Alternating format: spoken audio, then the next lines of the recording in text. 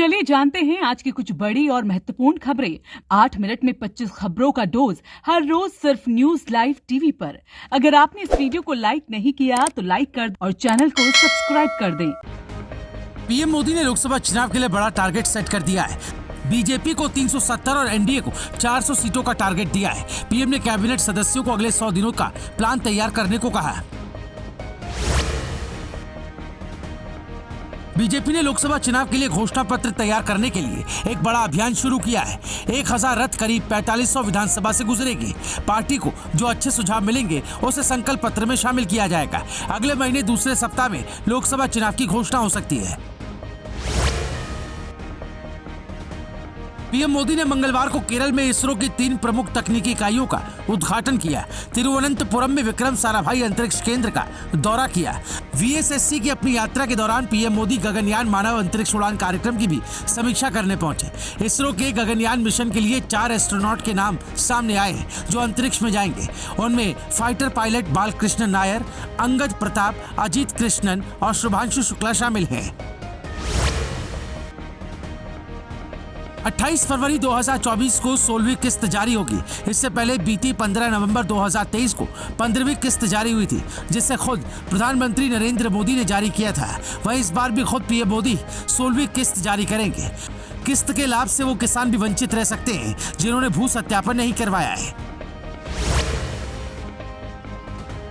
UP Rajya Sabha चुनाव में सपा के साथ बड़ा खेल। आरएलडी के सभी विधायकों ने एनडीए उम्मीदवारों को वोट दिया है। सपा विधानमंडल दल के मुख्य सचेतक के पद से मनोज पांडे के इस्तीफे पर यूपी सरकार में मंत्री आशीष पटेल ने कहा, ये नमूना है, लोकसभा चुनाव आते आते अभी बहुत कुछ देखने को मिलेगा। संभल से सपा सांसद शफीकुर रहमान बर्क का मंगलवार को 94 साल की उम्र में निधन हो गया। उन्होंने मुरादाबाद के सिद्ध अस्पताल में अंतिम सांस ली। सपा सांसद लंबे वक्त से बीमार चल रहे थे। उनके निधन के बाद राजनीतिक दिग्गज उन्हें याद कर श्रद्धांजलि दे रहे हैं। ज्ञानवापी मामले में हाईकोर्ट ने मुस्लिम पक्ष की याचिका को खारिज कर दिया। कहा, मुलायम सरकार का 1993 में पूजा रोकने का आदेश था गलत। वाराणसी जिला कोर्ट ने 31 जनवरी को ज्ञानवापी मस्जिद के व्यास तहखाने में पूजा की अनुमति दी थी। इस फैसले को मुस्लिम पक्ष ने हाईकोर्ट में चैलेंज किया था।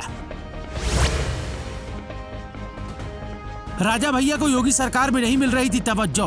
कुंडा के रघुराज ने प्रेशर पॉलिटिक्स से माहौल कर लिया सेट। राज्यसभा चुनाव से ऐन पहले पलट सकते हैं पासा। समाजवादी पार्टी और अखिलेश यादव को भी समर्थन दे सकते हैं। वैष्णो देवी जाने वालों के लिए खुशखबरी। उधमपुर, जम्मू, बड़गांव को अमृत भारत स्टेशन के तहत 40 करोड़ की लागत से किया जाएगा पुनर्विकसित। इंटर मॉडल स्टेशन के रूप में उभरेगा कटरा। रेल, सड़क, हवाई यात्रा को एक साथ जोड़ेगा। तेजस्वी यादव के तेवर एनडीए के लिए खतरे की घंटी बनते जा रहे हैं। तेजस्वी नीतीश को नाकारा सीएम साबित करने की कोशिश कर रहे हैं। वो बिहार के लोगों की आर्थिक उन्नति की बात कर रहे हैं। तेजस्वी की जन विश्वास यात्रा में जिस तरह भीड़ उमड़ रही है वो उनकी लोकप्रियता के बढ़ते ग्राफ का संकेत है। उत्तराखंड के 5 दिवसीय बजट सत्र का दूसरा दिन। उत्तराखंड विधानसभा के बजट सत्र के दूसरे दिन आज 24 साल में पहली बार राज्य सरकार भोजनावकाश से पहले दोपहर 12:30 बजे विधानसभा में बजट पेश करने पहुंची। वित्त वर्षीय 2024-25 का बजट प्रस्तुत किया गया।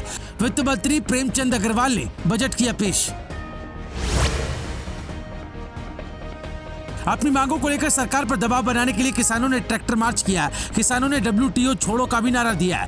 आने वाली 14 मार्च को किसानों की महापंचायत की जाएगी। किसानों ने WTO की नीतियों का विरोध किया। किसान नेता सरवन सिंह पंडेर ने कहा कि सरकार के साथ बातचीत में समस्या की कोई समाधान नहीं निकला।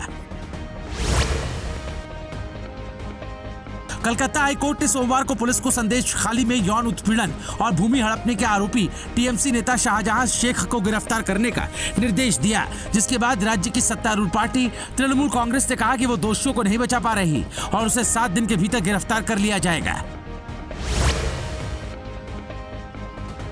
सुप्रीम कोर्ट ने एलोपैथी दवाओं और टीकाकरण के खिलाफ पतंजलि आयुर्वेद के विज्ञापनों पर नाराजगी जताते हुए कड़ी फटकार लगाई है। सुप्रीम कोर्ट ने पतंजलि से कहा कि आखिर पतंजलि आयुर्वेद कैसे कह सकती है कि उसकी चीजें रसायन आधारित दवाओं से बेहतर है। एलोपैथी के खिलाफ विज्ञापनों पर पतंजलि आयुर्वेद पर सुप्रीम कोर्ट जमकर बरसा और पूछा कि आखिर कोर्ट के आदेश के बाद भी ये विज्ञापन लाने की हिम्मत कैसे हुई। दरअसल सुप्रीम कोर्ट के आदेशों के बावजूद पतंजलि आयुर्वेद द्वारा विज्ञापन प्रकाशित करने पर सुप्रीम कोर्ट नाराज हो गया। बंगाल में संदेश खाली पर मचा बवाल, डैमेज कंट्रोल में लगी ममता सरकार, जमीन के पेपर वापस देते हुए पीड़ितों का वीडियो किया जारी। शाहजहां शेख का करीबी अजीत मैती गिरफ्तार। राज्यपाल ने कहा कि अगर शाहजहां शेख की गिरफ्तारी नहीं हुई तो 72 घंटे के कारणों की रिपोर्ट राज्यपाल कार्यालय को सौंपनी पड़ेगी। एसबीआई के रिसर्चर्स ने मंगलवार को बताया कि 2022-23 में भारत की गरीबी दर घटकर 4.45% हो गई है। नए घरेलू उपभोग व्यय सर्वेक्षण के आंकड़ों के अनुसार ग्रामीण गरीबी 2011-12 की 25.7% से घटकर 7.2% हो गई और शहरी गरीबी एक दशक पहले की अवधि से घटकर 4.6% हो गई।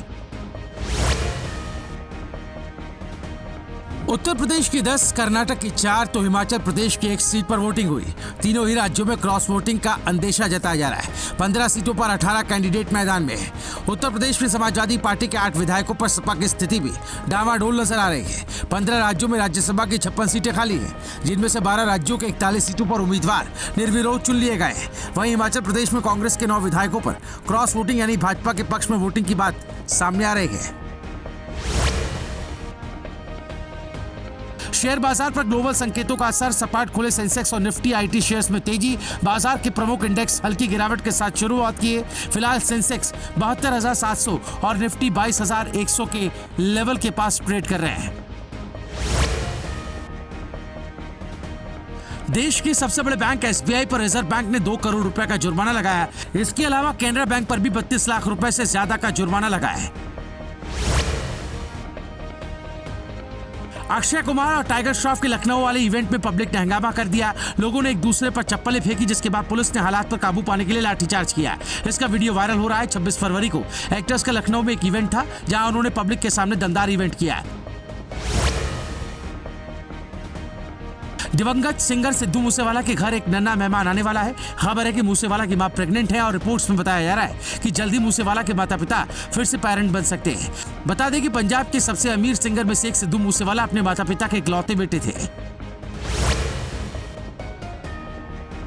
भोजपुरी फिल्म इंडस्ट्री में इस वक्त शोक की लहर है, जहां पर एक नहीं बल्कि 4 उभरते हुए यंग आर्टिस्टों की मौत हुई। लोकप्रिय वेब सीरीज पंचायत 2 में काम करने वाली एक्ट्रेस आंचल तिवारी का भी निधन हो गया है। विमलेश पांडे और सिंगर छोटू पांडे जैसे कलाकारों के नाम शामिल हैं।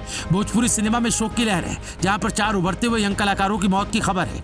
हाल ही में मोटरसाइकिल, एसयूवी और ट्रक के बीच टक्कर हुई, जिसके चलते 2 एक्ट्रेस, 2 और सिंगर की मौत हो गई। पवन सिंह और बिहार के सीएम नीतीश कुमार ने शोक जताया है। लंबे समय से टीम इंडिया से बाहर चल रहे स्टार गेंदबाज मोहम्मद शमी ने आखिरकार अपनी सर्जरी करवा ली। शमी की एडी का ऑपरेशन सफल रहा। स्टार गेंदबाज ने सोशल मीडिया पोस्ट के माध्यम से बताया कि उन्हें रिकवर होने में समय लगेगा। अपनी इंजरी पर अपडेट देते हुए शमी ने कहा कि उनकी एडी का ऑपरेशन सफल रहा है। लाहौर में भीड़ ने महिला को घेर लिया। लड़की के सर को तन से जुदा करना चाहती थी भीड़। पाकिस्तानी पुलिस की शेरनी सही समय पर पहुंची। लाहौर पुलिस की महिला अफसर सैयदा शहर बानू नकवी ने भीड़ को चेताया और महिला को वहां से निकाल लिया।